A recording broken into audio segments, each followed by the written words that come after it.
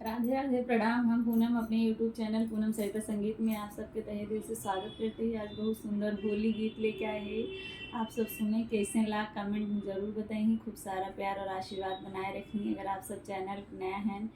तो चैनल से ज़रूर जुड़े चाहिए और वीडियो ज़्यादा से ज़्यादा शेयर करिए। गाना कैसे लाग अपना राय ज़रूर दें। गाना का आनंद आप सब लें। बरसेला बदरिया राम रस की, बरसेला बदरिया राम रस की, बरसेला बदरिया राम रस की, बरसेला बदरिया राम रस की, बरसेला बदरिया राम रस की, बरसेला बदरिया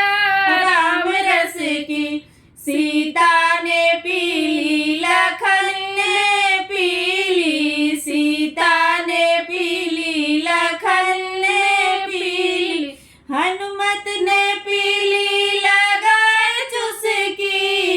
हनुमत ने पीली लगाए चुस्की, बरसेला बदरिया राम रस की, बरसेला बदरिया राम रस की, बरसेला बदरिया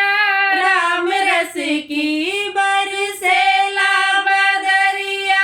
राम रस की, बरसेला बदरिया राम रस की, ब्रह्मा ने पीली विष्णु ने पीली, ब्रह्मा ने पीली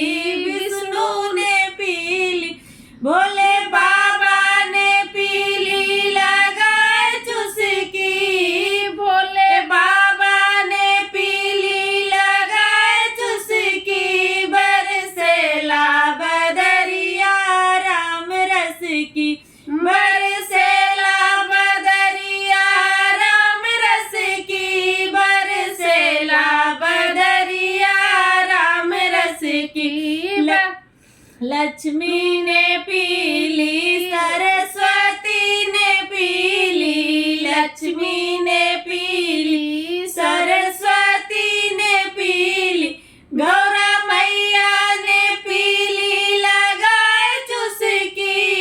गौरा मैया ने पीली लगाए चुस्की, बरसेला बदरिया राम रस की, बरसेला बदरिया राम रस की, बरसेला बदरिया राम रस की,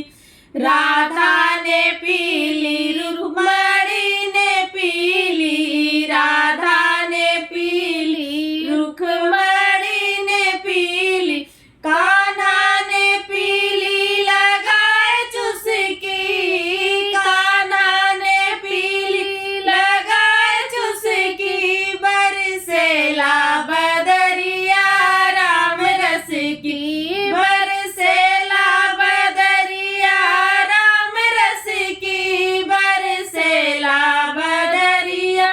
राम रस की, गंगा ने पीली यमुना ने पीली, गंगा ने पीली यमुना ने पीली, सरजू ने पीली लगाए चुस्की, बरसेला बदरिया राम रस की,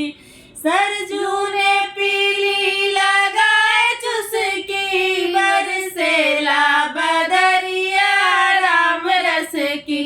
बरसेला बदरिया राम रस की, बरसेला बदरिया राम रस की, पूनम ने पीली सरिता ने पीली, पूनम ने पीली सरिता ने पीली, सब भक्तों ने पीली लगाए चुस्की,